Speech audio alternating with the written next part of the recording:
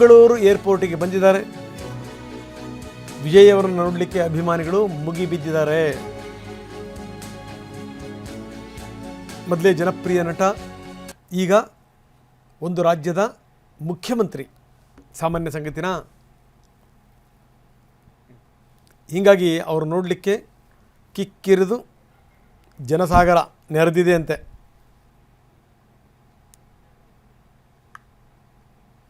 Exclusive ದೃಶ್ಯಾವಳಿಗಳನ್ನು ನಾವು ನಿಮಗೆ ತೋರಿಸ್ತಾ ಇದ್ದೀವಿ. ನಾವು ಹೇಳ್ತಾ ಇದ್ವಿ, ಈ ಲಿಂಗ ಜೊತೆಗೆ ಈ ಲಿಂಗದ ನಡುವೆ ಇದ್ದಂಥ ಒಂದು ಚಿನ್ನದ ರೇಖೆ, ಸ್ವರ್ಣರೇಖೆ ಹೆಂಗಿದೆ ನೋಡಿ. ಅದು ಸರಿಯಾಗಿ ಆ ಲಿಂಗವನ್ನು ಸಮಾನವಾಗಿ ಎರಡು ಭಾಗ ಮಾಡುತ್ತೆ. ಅಷ್ಟರ ಮಟ್ಟಿಗೆ ನ್ಯಾಚುರಲ್ ಆಗಿರುವಂಥ ಚಿನ್ನದ ರೇಖೆ ಅದು ಲಿಂಗುವಿನ ನಡುವಿನ ಭಾಗಕ್ಕೆ ಬಂದಿದೆ. ಎಂಥ ಅದ್ಭುತ ಇದು. ಜೊತೆಗೆ ಎಡಭಾಗದಲ್ಲಿ ನಾನು ಹೇಳ್ತಾ ಇದ್ದೆ, ಮಹಾದುರ್ಗಿ, ಮಹಾಲಕ್ಷ್ಮಿ, ಮಹಾಸರಸ್ವತಿ ಈ ಮೂರು ಶಕ್ತಿ ದೇವತೆಗಳ ಸಂಗಮ ಮೂಕಾಂಬಿಕೆ ಅನ್ನುವಂಥ ಅಪಾರವಾದಂಥ ನಂಬಿಕೆ. ಅಂದರೆ ಒಂದು ಕಡೆಗೆ ಈ ರೀತಿ ಮಹಾದುರ್ಗಿ, ಮಹಾಲಕ್ಷ್ಮಿ, ಮಹಾಸರಸ್ವತಿ, ಇನ್ನೊಂದು ಕಡೆಗೆ ಬಲಭಾಗದಲ್ಲಿ ಬ್ರಹ್ಮ, ವಿಷ್ಣು ಮತ್ತು ಮಹೇಶ್ವರ. ಹೀಗಾಗಿ ಒಂದೇ ಲಿಂಗದಲ್ಲಿ ಇಡೀ ಬ್ರಹ್ಮಾಂಡದ ಶಕ್ತಿ ಅಡಗಿದೆ ಅನ್ನುವಂಥ ನಂಬಿಕೆ ಇದೆ. ಇಡೀ ಬ್ರಹ್ಮಾಂಡದ ಶಕ್ತಿ ಈ ಲಿಂಗುವಿನಲ್ಲಿದೆ ಅನ್ನುವಂಥ ಅಪಾರವಾದಂಥ ನಂಬಿಕೆ.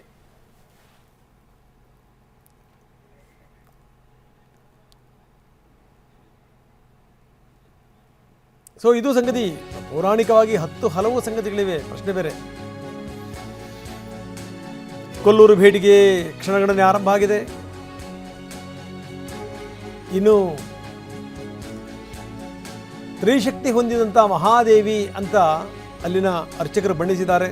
ಮೂಕಾಂಬಿಕೆ ದೇವಿ ಕಲೆ, ಸಂಪತ್ತು, ಸಮೃದ್ಧಿ, ಅಧಿಕಾರ ಅದೆಲ್ಲವನ್ನೂ ಕೂಡ ಕೊಡುವಂಥವಳು ಅಂತಾರೆ ಅಲ್ಲಿನ ಪ್ರಮುಖ ಅರ್ಚಕರಾಗಿರುವಂಥ ಅಡಿಗರು.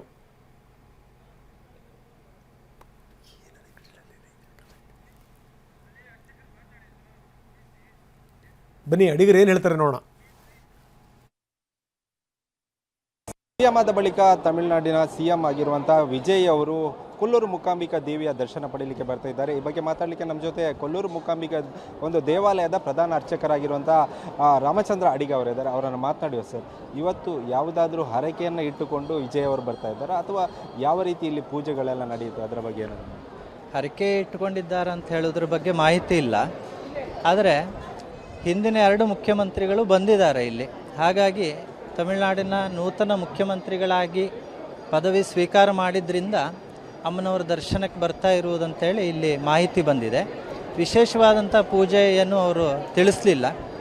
ಬಂದ ತಕ್ಷಣ ಮುಖ್ಯಮಂತ್ರಿಗಳಾದವರಿಗೆ ವಿಶೇಷವಾದ ದರ್ಶನ ಇರುತ್ತೆ, ಹಾಗೆ ಮಂಗಳಾರತಿ ಇರುತ್ತೆ, ಪ್ರಸಾದ ಸ್ವೀಕಾರ ಮಾಡಿ ಹೋಗ್ತಾರೆ ಅಂತ ಅಷ್ಟೇ ಮಾಹಿತಿ ಇರುವುದು. ಅಂದರೆ ಇವತ್ತು ಶುಕ್ರವಾರವೇ ಭೇಟಿ ಕೊಡಲಿಕ್ಕೆ ಏನಾದರೂ ವಿಶೇಷತೆ ಇದೆಯಾ ಅಥವಾ ಈ ಒಂದು ದಿನದ ಏನಾದರೂ ವಿಶೇಷತೆ ಇದೆಯಾ, ಏನು? ಇಲ್ಲ, ಹಾಗೇನೂ ಇಲ್ಲ. ಶುಕ್ರವಾರ ಎಲ್ಲ ದೇವಿ ದೇವಸ್ಥಾನಕ್ಕೂ ವಿಶೇಷನೇ. ಕೊಲ್ಲೂರಲ್ಲಿ ವಿಶೇಷವಾದಂಥ ದಿವಸ ಶುಕ್ರವಾರ ದೇವಿ ಆರಾಧನೆ ನಡೀತದೆ. ಹಾಗಾಗಿ ಶುಕ್ರವಾರ ಅವರು ಸಂಕಲ್ಪ ಮಾಡಿರ್ಬೋದು. ನಾವಿಲ್ಲಿ ಗಮನಿಸಿದಾಗೆ ಈ ಕೊಲ್ಲೂರು ಮೂಕಾಂಬಿಕಾ ದೇವಾಲಯದಲ್ಲಿ ಈ ನೀಡಿರುವಂಥ ಗಣ್ಯಾತಿ ಅದು ತಮಿಳುನಾಡಿನವರೇ ಆಗಿರ್ಬೋದು, ಅವರ ಇಷ್ಟಾರ್ಥ ಈಡೇರಿದ ಬಳಿಕ ಇಲ್ಲಿಗೆ ಭೇಟಿ ಕೊಟ್ಟಿರುವಂಥ ಜಯಲಲಿತಾ ಆಗಿರ್ಬೋದು, ಇಳೆಯರಾಜ ಆಗಿರ್ಬೋದು, ಸಾಕಷ್ಟು ಇಲ್ಲಿ ಒಂದು ಕಾಣಿಕೆಯನ್ನು ಕೂಡ ಕೊಟ್ಟಿರುವಂಥದ್ದು. ಇವರು ಕೂಡ ಆ ರೀತಿಯಾಗಿ ಬಂದಿರ್ಬೋದಾ ಇವರ? ಅದೇ ಇರ್ಬೋದು. ಅವರು ರಾಜಕೀಯವಾದಂಥ ಯಾವುದೇ ಸಂಕಲ್ಪ ಇಟ್ಟುಕೊಂಡು ಆ ಸಂಕಲ್ಪ ಸಿದ್ಧಿಯಾಗಿದೆ. ಅವರೀಗ ಮುಖ್ಯಮಂತ್ರಿಗಳಾಗಿದ್ದಾರೆ. ಈ ಹಿಂದಿನ 2 ಮುಖ್ಯಮಂತ್ರಿಗಳು ಕೂಡ ಆ ಸಂಕಲ್ಪದಿಂದ ಇಲ್ಲಿ ಬಂದಿರತಕ್ಕಂಥದ್ದು, ಸಮರ್ಪಣೆ ಮಾಡಿರುವಂಥದ್ದು. ಹಾಗೆ ಅದೇ ವಿಚಾರಗಳನ್ನು ಅವರು ತಿಳ್ಕೊಂಡು ಸಂಕಲ್ಪ ಮಾಡಿ ಬರ್ತಾ ಇದ್ದಿರ್ಬೋದು. ಅದ್ರ ಬಗ್ಗೆ ಎಲ್ಲ ಮಾಹಿತಿ ಇಲ್ಲ. ಆದರೆ ಮುಖ್ಯಮಂತ್ರಿಗಳಾಗಿದ್ದರಿಂದ ಬರ್ತಾ ಇದ್ದಾರೆ, ಅದಂತೂ ನಿಜ. ಅಂದರೆ ದರ್ಶನ ಟೈಮಲ್ಲಿ ಒಂದು ಸ್ವಲ್ಪ ಬದಲಾವಣೆ ಇರುವಂಥದ್ದು. ಭಕ್ತರಿಗೆ ಏನು ಹೇಳಲಿಕ್ಕೆ ಇಚ್ಛೆ ಬರ್ತಾರೆ? ಭಕ್ತರಿಗೆ ಸಾಮಾನ್ಯ 1:15ಗೆ ಮಧ್ಯಾಹ್ನ ದರ್ಶನ ಸ್ಟಾಪ್ ಆಗ್ತದೆ, ನಿಲ್ಲಿಸ್ತಾರೆ.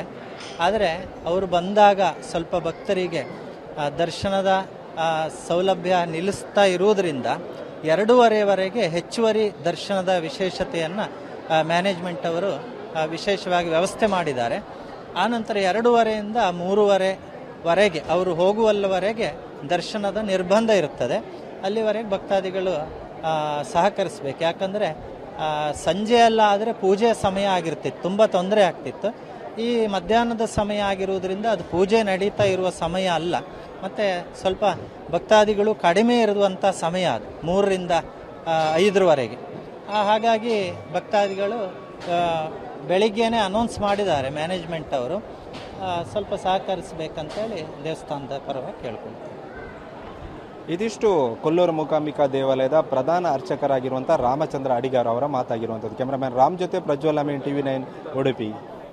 ಎಸ್, ಬನ್ನಿ ನಮ್ಮ ಪ್ರತಿನಿಧಿ ಅಶೋಕ್ ಈಗ ನಮ್ಮೊಂದಿಗೆ ಸಂಪರ್ಕದಲ್ಲಿದ್ದಾರೆ. ಅಶೋಕ್, 12ವರೆಗೆ ಬರಬೇಕಾಗಿತ್ತು, ತಡ ಆಗಿದೆ, ಎಷ್ಟೊತ್ತಿಗೆ ಬರ್ತಾರಂತೆ? ಓಕೆ, ಕಾರಣಾಂತರಗಳಿಂದ ಸಂಪರ್ಕ ಸಾಧ್ಯ ಆಗ್ತಾಯಿಲ್ಲ, ಮತ್ತು ಅವ್ರನ್ನ ಸಂಪರ್ಕ ಮಾಡುವಂಥ ಪ್ರಯತ್ನವನ್ನು ನಾವು ಮಾಡ್ತೀವಿ. ಇನ್ನು ನಾನು ಹೇಳ್ತಾ ಇದ್ದೆ, ಅಲ್ಲಿನ ಲೀಲೆಗಳ ಬಗ್ಗೆ ಹೇಳ್ತಾ ಇದ್ದೆ, ಅಲ್ಲಿನ ಪವಾಡಗಳ ಬಗ್ಗೆ ಹೇಳ್ತಾ ಇದ್ದೆ. ಜೊತೆಗೇನೆಂದರೆ ಈ ಕ್ಷೇತ್ರ ಎಷ್ಟು ಇಂಪಾರ್ಟೆಂಟ್ ಅಂತ, ಈ ಕೇರಳದವರಂತೂ ಒಂಥರ ಮನೆ ದೇವರ ರೀತಿಯಲ್ಲಿ ಈ ಜೇಸುದಾಸ್ ಪ್ರತಿ ವರ್ಷ ಬರಬೇಕು, ಇಲ್ಲಿ ಪೂಜೆ ಪುನಸ್ಕಾರಗಳನ್ನು ನಡೆಸಬೇಕು. ಬನ್ನಿ ನಮ್ಮ ಪ್ರತಿನಿಧಿ ಅಶೋಕ್ ನಮ್ಮೊಂದಿಗೆ ಈಗ ಸಂಪರ್ಕದಲ್ಲಿದ್ದಾರೆ. ಅಶೋಕ್, ನಾನು ಧ್ವನಿ ಕೇಳ್ತಾ ಇದ್ದಂತ ನಾನು ಭಾವಿಸ್ತೀನಿ. ಎಷ್ಟೊತ್ತಿಗೆ ಬರ್ತಾರೆ ವಿಜಯ್? ರಂಗನಾಥ್, ಈಗಾಗಲೇ ತಮಿಳುನಾಡು CM ವಿಜಯ್ ಅವರು ಈಗಾಗಲೇ ಮಂಗಳೂರು ಅಂತಾರಾಷ್ಟ್ರೀಯ ವಿಮಾನ ನಿಲ್ದಾಣಕ್ಕೆ ಬಂದು ಇಳಿದಿದ್ದಾರೆ. ದೆಹಲಿಯಿಂದ ಹೊರಟಂತ ಅವರು ವಿಶೇಷ ವಿಮಾನದ ಮೂಲಕ ಈಗಾಗಲೇ ಮಂಗಳೂರು ವಿಮಾನ ನಿಲ್ದಾಣಕ್ಕೆ ಬಂದು ಇಳಿದಿದ್ದಾರೆ. ನೀವು ಗಮನಿಸ್ಬೋದು ನೇರ ದೃಶ್ಯಾವಳಿಯಲ್ಲಿ. ಇನ್ನೇನು ಕೆಲವೇ ಹೊತ್ತಲ್ಲಿ ಹೊರಗೆ ಬರ್ತಾರೆ. ಈಗಾಗಲೇ ಅವರು ಒಳಗಿದ್ದಾರೆ, ಏರ್ಪೋರ್ಟ್ನ ಒಳಭಾಗದಲ್ಲಿದ್ದಾರೆ. ಸೊ ಅವರನ್ನು ಈಗಾಗಲೇ ಸ್ವಾಗತ ಮಾಡುವಂಥ ಕೆಲಸವೂ ಕೂಡ ಆಗಿದೆ. ಅಂದರೆ ಸರ್ಕಾರದ ಪ್ರತಿನಿಧಿಯಾಗಿ ಸಚಿವ UT ಖಾದರ್ ಅವರು ಈಗಾಗಲೇ ಸ್ವಾಗತವನ್ನು ಮಾಡಿದ್ದಾರೆ. ಇದ್ರ ಜೊತೆಗೆ ಪೊಲೀಸ್ ಕಮಿಷನರ್ ಸೇರಿದಂತೆ ಜಿಲ್ಲಾಡಳಿತದ ಅಧಿಕಾರಿ ಸಿಬ್ಬಂದಿಗಳು ಕೂಡ ಇದ್ದಾರೆ. ಸೊ ಇನ್ನೇನು ಕೆಲವೇ ಹೊತ್ತಲ್ಲಿ ಹೊರಭಾಗಕ್ಕೆ ಬರ್ತಾರೆ. ಸೊ ಅಧಿಕಾರಿಗಳು ಕೂಡ ರೆಡಿಯಾಗಿ ನಿಂತ್ಕೊಂಡಿದ್ದಾರೆ. ಸೊ ಅವರ ವಾಹನ ಕೂಡ ಈಗಾಗಲೇ ರೆಡಿಯಾಗಿದೆ. ಸೊ ಇದೇ ವಾಹನದ ಮೂಲಕ ಅವರು ಕೊಲ್ಲೂರಿಗೆ ತೆರಳಿಕ್ಕಿದ್ದಾರೆ. ಸುಮಾರು 125 ಕಿಲೋಮೀಟರ್ ರಸ್ತೆ ಮಾರ್ಗದ ಮೂಲಕ ಅವರು ಹೋಗ್ಲಿಕ್ಕಿದ್ದಾರೆ. ಸೊ ಇನ್ನೇನು ಕೆಲವೇ ಹೊತ್ತಲ್ಲಿ ಅವರು ವಿಮಾನ ನಿಲ್ದಾಣದ ಹೊರಭಾಗಕ್ಕೆ ಬರ್ತಾರೆ. ಈಗಾಗಲೇ ತಮಿಳುನಾಡು ಪೊಲೀಸರ ಜೊತೆಗೆ ಕರ್ನಾಟಕ ಪೊಲೀಸರು ಕೂಡ ಭದ್ರತೆಗಾಗಿ ನಿಯೋಜನೆ ಮಾಡಲಾಗಿದೆ. ಸುಮಾರು ತಮಿಳುನಾಡಿನ 10ಕ್ಕೂ ಹೆಚ್ಚು ವಾಹನಗಳು ಕೂಡ ಇದೆ. ಸೊ ತಮಿಳುನಾಡು ರಿಜಿಸ್ಟ್ರೇಷನ್ ಹೊಂದಿರತಕ್ಕಂಥ ವಾಹನಗಳು ಕೂಡ ಈಗಾಗಲೇ ಆಗಮಿಸಿತ್ತು. ಸೊ ಅವುಗಳನ್ನು ಕೂಡ ರೆಡಿ ಮಾಡಿಟ್ಕೊಳ್ಳಲಾಗಿದೆ. ಸೊ ಇನ್ನೇನು ಕೆಲವೇ ನಿಮಿಷಗಳಲ್ಲಿ ಅವರು ಹೊರಗೆ ಬರ್ತಾರೆ. ಸೊ ಅದಕ್ಕಾಗಿ ಎಲ್ಲ ತಯಾರಿಗಳನ್ನು ಕೂಡ ಈಗಾಗಲೇ ಮಾಡ್ಕೊಂಡಿದ್ದಂಥದ್ದು. ಸೊ ಈಗಾಗಲೇ ನೀವು ಗಮನಿಸ್ಬೋದು, ಈಗಾಗಲೇ ಹೊರಗೆ ಬರ್ತಾ ಇದ್ದಾರೆ. ಸೊ ಇನ್ನೇನು ಕೆಲವೇ ಹೊತ್ತಲ್ಲಿ ಅವರು ಹೊರಗೆ ಬರ್ತಾರೆ. ಸೊ ಹೊರಗೆ ಬಂದು ರಸ್ತೆ ಮಾರ್ಗದ ಮೂಲಕ ಹೋಗ್ತಾರೆ. ಇದರ ಜೊತೆಗೆ ಸಾಕಷ್ಟು ಭದ್ರತೆ ಕೂಡ ವ್ಯವಸ್ಥೆಯನ್ನು ಕೂಡ ಕಲ್ಪಿಸಲಾಗಿದೆ. Z+ ಭದ್ರತೆ ಕೂಡ ಇರುತ್ತೆ.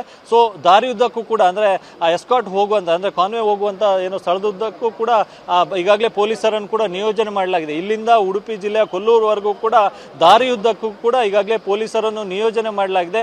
ಒಂದು ಕಡೆಯಿಂದ ಅಭಿಮಾನಿಗಳು ಬರ್ತಾರೆ ಎನ್ನುವಂಥದ್ದು, ಇನ್ನೊಂದು ಕಡೆಯಿಂದ ಕನ್ನಡ ಪರ ಹೋರಾಟಗಾರರು ಕೂಡ ಪ್ರತಿಭಟನೆಯನ್ನು ಮಾಡ್ತೇವೆ ಎನ್ನುವಂಥ ನಿಟ್ಟಿನಲ್ಲಿ ಎಚ್ಚರಿಕೆಯನ್ನು ನೀಡಿದರು. ಅಂದರೆ ಮೇಕೆದಾಟು ಯೋಜನೆಯನ್ನು ವಿರೋಧಿಸಿ ಏನು ತಮಿಳುನಾಡು ಸರ್ಕಾರ ಕೇಂದ್ರಕ್ಕೂ ಕೂಡ ಪತ್ರವನ್ನು ಬರೆದಿದ್ರು. ಅದರ ಜೊತೆಗೆ CM ವಿಜಯ್ ಅವರು ಕೂಡ ಈ ಬಗ್ಗೆ ವಿರೋಧವನ್ನು ವ್ಯಕ್ತಪಡಿಸಿದರು.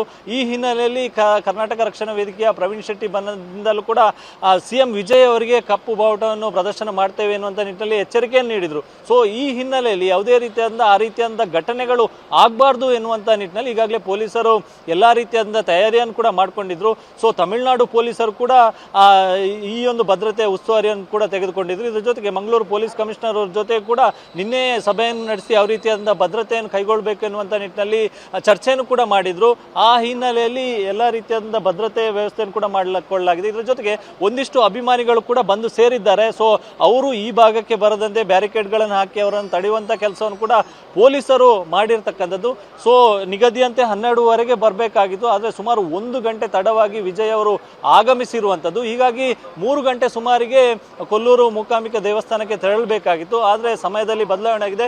ನೀವು ಗಮನಿಸ್ಬೋದು, ವಿಜಯ್ ಅವರು ಈಗಾಗಲೇ ಹೊರಗೆ ಬರ್ತಾ ಇದ್ದಾರೆ. ಸೊ ಈಗ ಗಮನಿಸ್ಬೋದು, ಅವರನ್ನು ಕರ್ಕೊಂಡು, ಅಂದರೆ ಭದ್ರತಾ ಸಿಬ್ಬಂದಿಗಳು, ಇದರ ಜೊತೆಗೆ UT ಖಾದರ್ ಅವರು ಕೂಡ ಅವರನ್ನು ಕರ್ಕೊಂಡು ಹೊರಭಾಗಕ್ಕೆ ಬರ್ತಾ ಇದ್ದಾರೆ. ಸೊ ಇನ್ನೇನು ಕೆಲವೇ ನಿಮಿಷದಲ್ಲಿ ಅವರು ಹೊರಗೆ ಬರ್ತಾರೆ. ನೀವು ಗಮನಿಸ್ಬೋದು, ಆ ಕಡೆ ಏನು ಆ ಗ್ಲಾಸ್ನ ಆ ಕಡೆ ತಮಿಳುನಾಡು CM ವಿಜಯ್ ಅವರು ಈಗಾಗಲೇ ಬಂದು ಇಳಿದು ಈಗ ಹೊರಭಾಗಕ್ಕೆ ಬರ್ತಾ ಇದ್ದಾರೆ. ಗಮನಿಸ್ಬೋದು, ಅವರ ಫೋಟೋಗ್ರಾಫರ್ಸ್ ಮುಂದೆಯಿಂದ ಬರ್ತಾ ಇದ್ದಾರೆ. ಸೊ ಅಭಿಮಾನಿಗಳು ಕೂಡ ಅವರು ಬರುವುದಕ್ಕೆ ಸ್ವಾಗತವನ್ನು ಕೂಡ ಮಾಡ್ತಾ ಇದ್ದಾರೆ. ನೀವು ಗಮನಿಸ್ಬೋದು, ಈಗಾಗಲೇ CM ವಿಜಯ್ ಅವರು ಬರ್ತಾ ಇರ್ತಕ್ಕಂಥ ನೇರ ದೃಶ್ಯಾವಳಿಯನ್ನು ಕೂಡ ಗಮನಿಸ್ಬೋದು.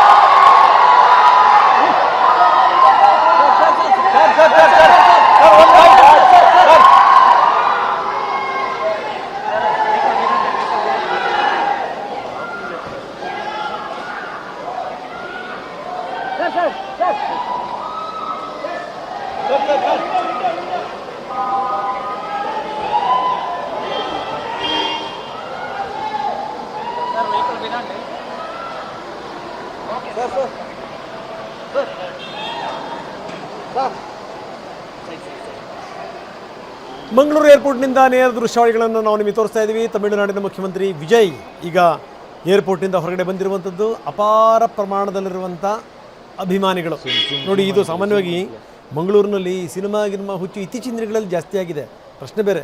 ಅವರೇನು ಅಂದರೆ ಈ ಯಾವುದಕ್ಕೂ ಈ ಅತಿರೇಕಗಳನ್ನು ಪ್ರದರ್ಶನ ಮಾಡದೇ ಇರುವಂಥ ಜನರು. ಅವರ ಪ್ರೀತಿ ಏನಿದ್ರು ಏನೋ ಅಂದರೆ ಅದು ಅಂತರ್ಮುಖಿಯಾಗಿರುತ್ತೆ. ಏನೋ ತೋರಿಸೋದು, ಏನೋ ಕೂಗೋದು, ಏನೋ ಚೀರೋದು ಮಾಡಲ್ಲ.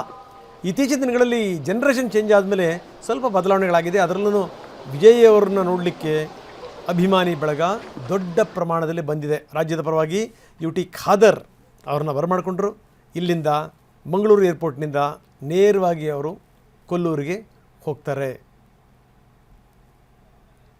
ಅವ್ರು ಬಂದಿರುವಂಥ ದೃಶ್ಯಗಳನ್ನು ಮತ್ತೊಂದು ಸರಿ ತೋರಿಸ್ತಾ ಇದ್ದೀವಿ.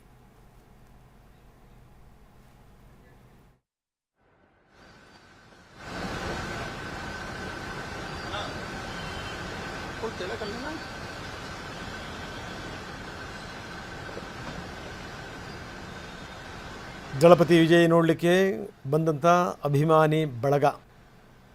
ಸೊ ಹೀಗಾಗಿ ಇದೆಲ್ಲವನ್ನೂ ಕೂಡ ಮನಗಂಡನೆ. ಅಲ್ಲಿ ದೊಡ್ಡ ಮಟ್ಟದ ಜವಾಬ್ದಾರಿ ಇದೆ ಪೊಲೀಸರಿಗೆ. ಅಲ್ಲಿ ಯಾವುದೇ ಕಾರಣಕ್ಕೂ ತೊಂದರೆಗಳಾಗಬಾರ್ದು. ಇನ್ನು ಕರವೇ ಹೋರಾಟವನ್ನು ಕೂಡ ಹಮ್ಮಿಕೊಂಡಿತ್ತು. ನಾವು ಈ ಕಪ್ಪು ಬಾವುಟ ಪ್ರದರ್ಶನ ಮಾಡ್ತೀವಿ ಅಂತ. ಅದಕ್ಕೆ ನಾನು ಹೇಳ್ತಾ ಇದ್ದೆ, ಈ ಪ್ರತಿಭಟನೆಗಳಿದಾವಲ್ಲ ನೋಡಿ, ಈ ತಮಿಳುನಾಡಿನ ಮುಖ್ಯಮಂತ್ರಿ ಈ ಬೇರೆ ಮುಖ್ಯಮಂತ್ರಿಗಳಿಗೂ ಇವ್ರಿಗೂ ವ್ಯತ್ಯಾಸ ಇರುತ್ತೆ. ಒಂದನ್ನು ಗಮನಿಸಲೇಬೇಕು ನಾವು. ಯಾಕಂದರೆ ಇವರು ಹೇಳಿ ಕೇಳಿ ಸಿನಿಮಾ ನಟ, ಈಗ ಮುಖ್ಯಮಂತ್ರಿ. ಅವ್ರು ಒಂದೇ ಪ್ರದೇಶಕ್ಕೆ ಸೇರಿದಂಥವ್ರು ಅನ್ನುವಂಥ ಮನೋಭಾವನೆ ನಟರಿಗಿರಲ್ಲ. ತಮಿಳುನಾಡಿನ ನಟರು ಸ್ವಲ್ಪ ಭಿನ್ನವಾಗಿರ್ತಾರೆ, ಬೇರೆ ವಿಚಾರ. ಆದರೆ ಏನು ಅಂತಂದರೆ ಇವರು ಕೂಡ ಈ ಪ್ರತಿಭಟನೆಯನ್ನು ಬಹಳ ಭಿನ್ನವಾಗೇ ಮಾಡಬೇಕು. ಒಂದಷ್ಟು ಈ ತಮಿಳಲ್ಲಿ, ಕನ್ನಡದಲ್ಲಿ, ಇಂಗ್ಲೀಷಲ್ಲಿ ಬರೆದಿರುವಂಥ ಒಂದಷ್ಟು ಬೋರ್ಡ್ಗಳನ್ನು ಹಾಕಿರಬೇಕು. ನೀವು ನಮ್ಮ ನೆಲಕ್ಕೆ ಬರ್ತಾಯಿದ್ದೀರಿ, ದೇವಿ ದರ್ಶನಕ್ಕೆ ಬರ್ತಾಯಿದ್ದೀರಿ, ದೇವಿಯ ಅನುಗ್ರಹ ನಿಮಗೆ ಸಿಗಬೇಕು ಅಂತಂತಂದರೆ ಕರ್ನಾಟಕ ಜೊತೆ ಚೆನ್ನಾಗಿರಿ, ಇಲ್ಲಾಂದರೆ ನೀವು ಬಂದಿದ್ದು ಪ್ರಯೋಜನ ಇರಲ್ಲ ಅಂತ. ಅಮ್ಮನವ್ರ ಹತ್ರ ಹೋಗ್ಬಿಟ್ಟು ಇವ್ರು ಪೂಜೆ ಆದಮೇಲೆ ಅವ್ರಿಗೊಂದು ಬುದ್ಧಿ ಕೊಡು ಅಂತ ಹೇಳ್ಬಿಟ್ಟು ಪೂಜೆ ಮಾಡಿಸ್ಬೇಕು. ಅದನ್ನು ಬಿಟ್ಟು ಬರೀ ಈ ಕಪ್ಪು ಬಾವುಟ ಪ್ರದರ್ಶನ ಮಾಡಿದೆ, ಅದು ಮಾಡೋದ್ರಿಂದ ಉಪಯೋಗ ಇಲ್ಲ.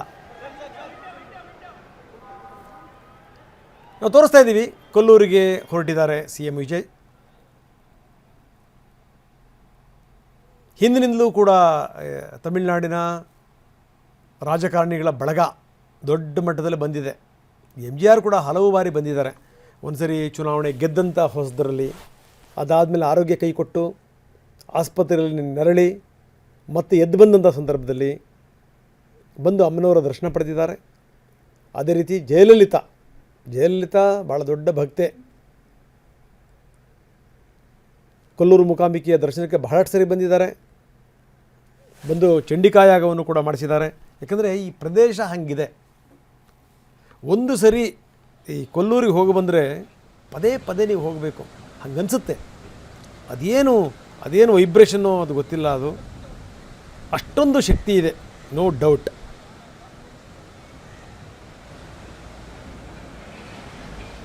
ಅಂಥದ್ರಲ್ಲಿ ಕರ್ನಾಟಕಕ್ಕೆ ಪ್ರಥಮ ಬಾರಿಗೆ ಬರ್ತಾ ಇದ್ದಾರೆ ವಿಜಯ್, ನೇರವಾಗಿ ಅಮ್ಮನವರ ದರ್ಶನಕ್ಕೆ.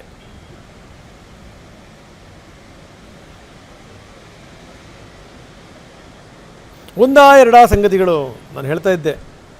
ಈ ಇಲ್ಲಿನ ಈ ಮಣ್ಣಿನ ಕಣದಲ್ಲೂ ಕೂಡ ಒಂದು ಈ ಪಾವಿತ್ರ್ಯ ಇದೆ,